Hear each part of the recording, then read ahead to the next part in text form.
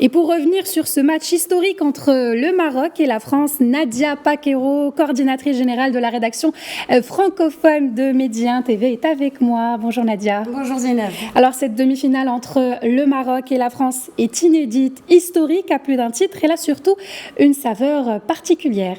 Elle a une saveur très particulière, Zineb. Qui aurait pu un jour l'imaginer? Le Maroc face à la France dans quelques heures au stade El Bayt de Doha pour une demi-finale historique, vous l'avez dit, de la FIFA World Cup au Qatar. C'est toute la famille du foot et bien au-delà qui retient son souffle ce 14 décembre. Une demi-finale à faire perdre haleine et qui a, vous l'avez dit, une saveur tellement particulière. Particulière d'abord parce que le Maroc écrit encore une fois une page de son histoire en se hissant dans ce dernier carré des plus grandes nations du ballon rond. Particulière parce que le Maroc se mesure à la meilleure équipe du monde, Zineb. Particulière parce que c'est à la fois avec une ambition sans limite et réalisme que les joueurs marocains abordent ce rendez-vous sans précédent dans les stades des Coupes du Monde de football. Particulière pourquoi? Parce qu'il y aura un match aussi dans le match avec Achraf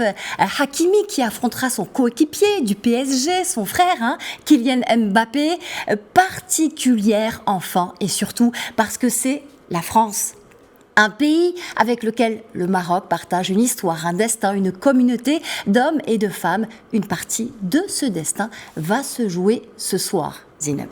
Alors cette demi-finale porte une charge symbolique très très forte. Est-ce qu'on peut dire, Nadia, que ce sont toutes les cartes du football qui sont redistribuées ici à travers ce match de demi-finale? Oui, complètement. Et les experts sont unanimes dessus. La plupart, en tout cas, c'est bien une révolution qui traverse la planète football. Tous parlent d'une nouvelle identité du jeu footballistique, d'un jeu marocain, africain, fruit d'un savant dosage entre des joueurs formés en dehors du Maroc, mais aussi de joueurs issus du royaume, sortis tout droit de l'académie Mohamed VI de Rabat, des compétences made in Morocco qui ont surpris les meilleurs sélectionneurs à l'international, à l'image de Luis Enrique qui a admis avoir été estomaqué par le jeu du numéro 8 des Lions de l'Atlas, le fameux Ounahi. Mais le paradoxe, Zineb, c'est que ce parcours hors norme, ces exploits renouvelés à chaque fois par ces joueurs face aux Croates, vice-champions du monde en 2018, face à la grande Roja espagnole, face à la Belgique et face au Portugal de Cristiano Ronaldo en larmes, et bien tout cela, ils l'ont fait sans crier gare et c'est peut-être là toute la magie de ce phénomène, ce succès. Il est aussi, on l'a dit plusieurs fois, mais c'est important de le répéter, il a été réussi grâce à des valeurs humaines portées par ces joueurs, des valeurs cultivées par leur coach exceptionnel, Walid Regragui, le sélectionneur marocain qui a fait complètement voler en éclats tous les préjugés liés à ce sport. Le ministre du Bonheur, comme on aime à l'appeler ici au Maroc, porte haut ces valeurs qui ont quelque peu déserté, il faut le dire, les stades de foot ces dernières années. On parle de quoi? On parle de famille, de travail, d'esprit de solidarité, de courage, tout simplement. Un vrai jeu collectif sans star system. De quoi transmettre aux Lions une détermination sans limite pour atteindre un objectif: ramener la coupe.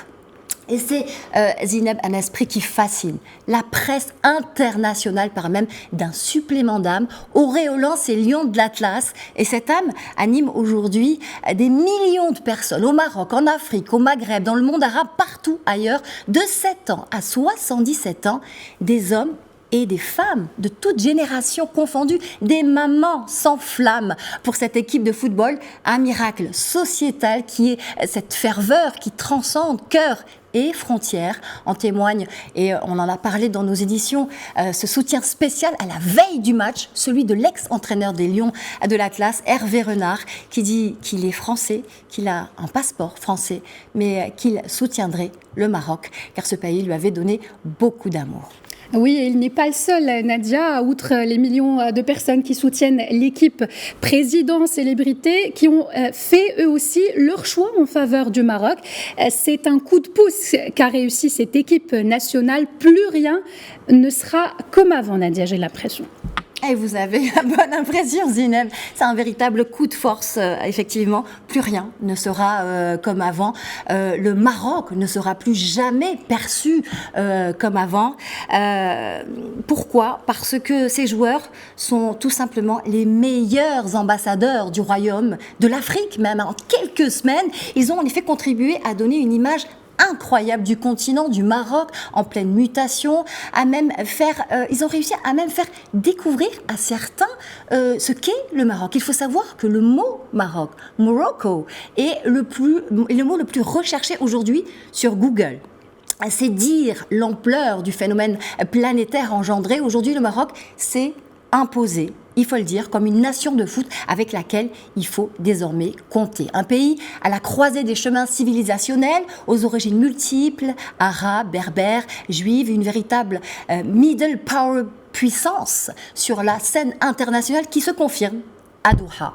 Et c'est une grande fierté pour les Marocains du Maroc, les Marocains du monde, les Marocains de France en particulier. Aujourd'hui, dont le cœur doit battre la chamade toute la journée, mais pas de déchirure, pas de dilemme. Ce n'est que du bonheur dont j'ai envie de parler aujourd'hui, loin de toute autre considération. Place au jeu, place à l'amour du football, une caisse de résonance sociétale par excellence, c'est vrai, il faut le dire, mais c'est à la place. Il faut donner place à cette équipe qui incarne le courage et la rage de vaincre, place au Lion de l'Atlas, outsider favori, on a l'habitude maintenant, c'est définitivement une Coupe du Monde pas comme les autres que nous vivons, Zineb, un mondial qui délivre un message universel, à l'image du leader de cette équipe du Maroc, Walid Regragui, qui appelle non seulement à la victoire, un réveil, un sursaut de conscience, celui de dire que rien n'est impossible, mais aussi à la fête et au fair play. Je vous invite à le suivre, Zineb, et que le meilleur gagne. Merci Nadia. Je rappelle que vous êtes coordinatrice générale de la rédaction francophone de Média TV. Merci d'être avec nous. Merci. Merci.